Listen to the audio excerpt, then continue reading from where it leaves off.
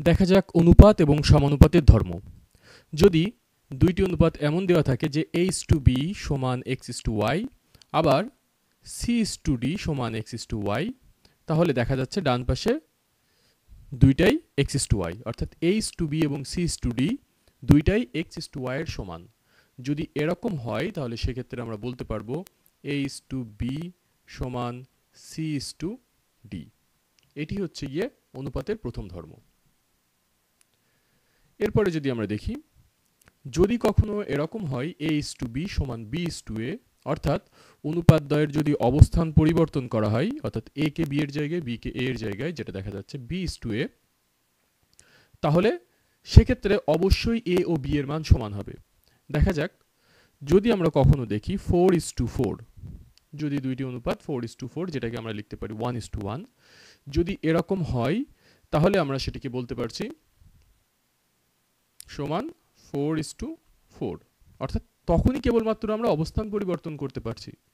আমরা যদি দুইটার অবস্থান পরিবর্তন করে দিই তাহলে একই অনুপাত থাকছে, সেক্ষেত্রে আমরা তাদেরকে সমান বলতে পারবো। কিন্তু যদি আমরা একটি অনুপাত নিই 3:5, তাহলে সেক্ষেত্রে আমরা যদি তাদের অবস্থান পরিবর্তন করি তাহলে হয় 5:3। 3:5 এবং 5:3 কখনো পরস্পর সমান না, কখনো পরস্পর সমান না। অর্থাৎ যদি সমান হতে হয় তাহলে অবশ্যই অনুপাত দুয়ে পদ দুইটির মান সমান হবে, অর্থাৎ প্রথম পদ এবং দ্বিতীয় পদ সমান হবে, অর্থাৎ প্রথম পদ a সমান দ্বিতীয় পদ b হবে। এটি হচ্ছে দ্বিতীয় ধর্ম। এরপর যদি আমরা দেখি, যদি a:b সমান x:y হয়, সেক্ষেত্রে আমরা যদি প্রথম দুইটি পদের অবস্থান পরিবর্তন করতে চাই, অর্থাৎ a কে b এর জায়গায় এবং b কে a এর জায়গায় নিয়ে আসতে চাই, তাহলে ডান পাশে x এবং y ও তাদের পরস্পর অবস্থান পরিবর্তন করবে। যদি অবস্থান পরিবর্তন করে তাহলে তাদেরকে খুব সহজেই সমান করে বলা যাবে। সেক্ষেত্রে এই নিয়মটিকে বলা হবে ব্যস্তকরণ। অর্থাৎ যদি কখনো থাকে a:b সমান x:y, তাহলে আমরা যদি প্রথমে সামনের দুইটি পদের অবস্থান পরিবর্তন করতে চাই তাহলে হয়ে যাবে b:a। সেক্ষেত্রে ডান পাশেরও অবস্থান পরিবর্তন হয়ে যাবে পদ দুইটির, y:x। যদি এরকম হয় সেক্ষেত্রে আমরা সমান বলতে পারবো এবং এই নিয়মটিকে বলবো ব্যস্তকরণ।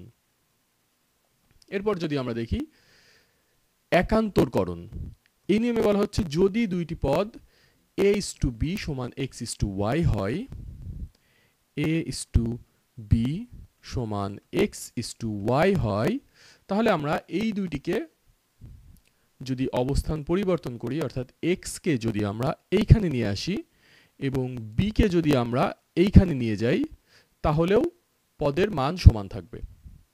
অর্থাৎ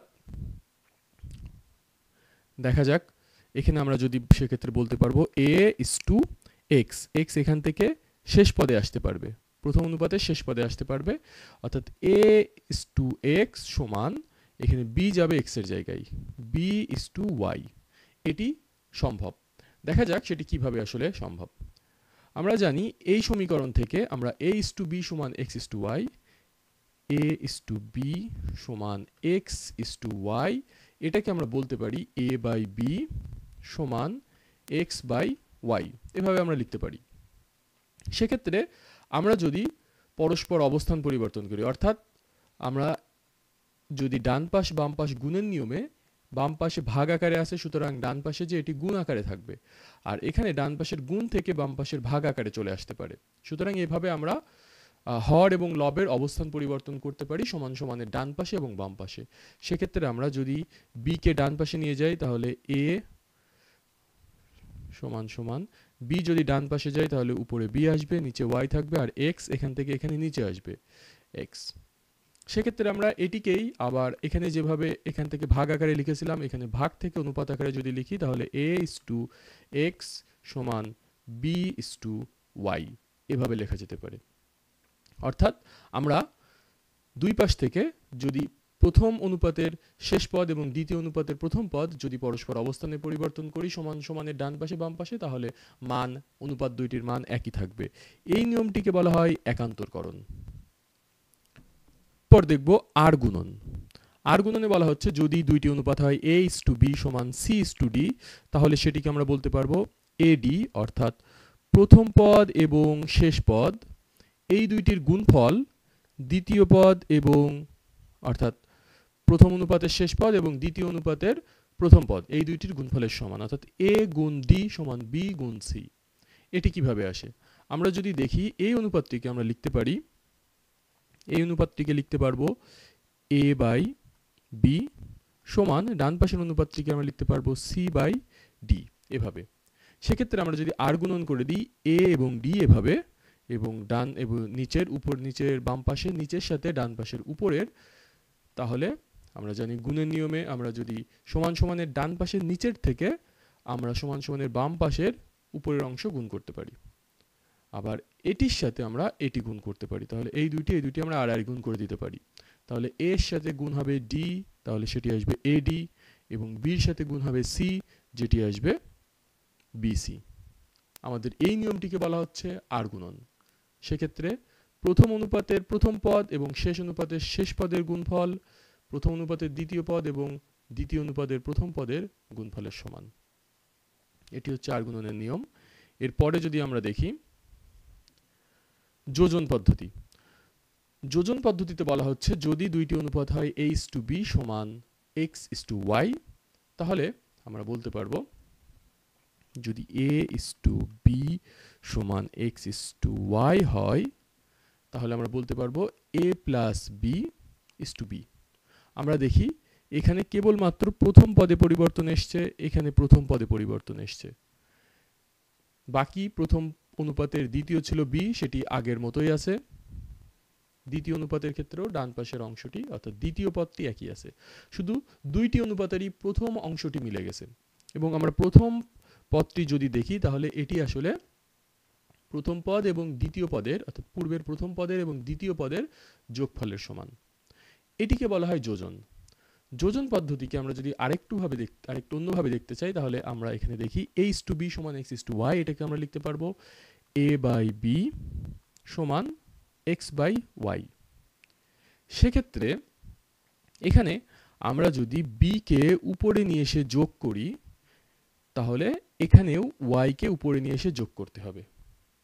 যদি যোগ করা হয় তাহলে দুইটি অনুপাতের মান একই থাকবে, অর্থাৎ আমরা যদি এখান থেকে দেখি a প্লাস b কে উপরে এনে যোগ করলাম, সাথে b নিচে একইভাবে থাকলো, তাহলে এটিকে ডান পাশে সমান হতে হলে ডান পাশেও একই কাজ করতে হবে, অর্থাৎ x plus y by y। এটিকে বলা হয় যোজন পদ্ধতি। তাহলে এখান থেকে আমরা আগের নিয়মেই যদি অনুপাত আকারে লিখি এটিকে, তাহলে a প্লাস b:b সমান প্রথম পদ উপরের লব x প্লাস y তারপরে হর y। সুতরাং এটিকে বলা হচ্ছে যোজন পদ্ধতি। আবার এখান থেকে যদি আমরা দেখি, আমরা এরপর দেখব বিযোজন। বিযোজনের ক্ষেত্রেও আমরা একইভাবে করতে পারি। এখান থেকে আমরা a বাই b সমান x বাই y। আমরা যদি a থেকে b বিয়োগ দিতে চাই, অর্থাৎ a থেকে যদি b কে বিয়োগ দিতে চাই, তাহলে x থেকেও y কে বিয়োগ দিতে হবে। যদি দিই তাহলে দুইটির মান সমান থাকবে, অর্থাৎ a মাইনাস b নিচে b এর মতো থাকবে সমান x মাইনাস y, তাহলে y থাকবে। অর্থাৎ বাম পাশের এখানে যদি আমি a থেকে b বিয়োগ দিই, তাহলে অর্থাৎ লব থেকে হর বিয়োগ দিই, তাহলে ডান পাশেও x থেকে y বিয়োগ দিতে হবে, অর্থাৎ এখানে লব থেকে হর বিয়োগ দিতে হবে x মাইনাস y, তাহলে অনুপাত দুইটির মান সমান থাকবে। তাহলে এটিকে আমরা লিখতে পারছি a minus b divided by, এটিকে যদি অনুপাত আকারে লিখি তাহলে a minus b is to b। আমরা এটিকে মুছে দিই, a minus b is to b সমান x minus y is to y। এটিকে বলা হচ্ছে বিযোজন পদ্ধতি। এখন আমরা যোজন দেখলাম, বিযোজন দেখলাম, আমরা দুইটি কাজই করলাম উপরের অংশে। নিচের অংশ আমরা অপরিবর্তিত রেখেছিলাম, কিন্তু আমরা চাইলে নিচেও একইভাবে যোজন বা বিযোজন করতে পারি। তারপরে আমরা তাহলে দেখি একই সাথে আবার আমরা একই অনুপাতের সমীকরণে একই সাথে যোজন এবং বিযোজন দুইটাও একসাথে করতে পারি। সেই নিয়মটি হচ্ছে আমাদের শেষ নিয়ম, যেটিকে বলা হচ্ছে যোজন বিযোজন। যোজন বিযোজনের নিয়মে যদি দেওয়া থাকে a বাই বি সমান সি বাই ডি, এটি আসলে a/b সমান c/d এর সমান। একই জিনিসকে আমরা ভাগ আকারে প্রকাশ করা হয়েছে, তাহলে আমরা একই সাথে উপরে যোজন নিচে বিযোজন করতে পারবো। দেখা যাক, যদি আমরা একই সাথে যোজন এবং বিযোজন করি, অর্থাৎ এখানে b কে এর সাথে যোগ করব, উপরেও c এর সাথে আমরা d কে যোগ করব, আর একাধারে নিচে আমরা নিচের জন্য a থেকে b বিয়োগ করব এবং এখানে c থেকে d বিয়োগ করব। দেখা যাক, তাহলে আমরা উপরে বলছি a প্লাস b, নিচে বলছি a মাইনাস b, a থেকে b যোগ a থেকে b বিয়োগ। এটি যদি সমান হবে কার, ডান পাশেও যদি আমরা একই কাজ করি তাহলে দুইটি পরস্পর সমান হবে, অর্থাৎ এখানে c প্লাস d এবং c মাইনাস d।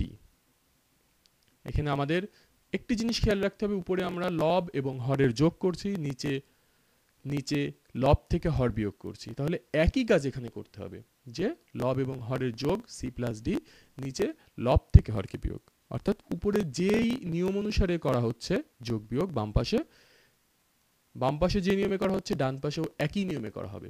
এটি হচ্ছে গিয়ে যোজন বিযোজন পদ্ধতি।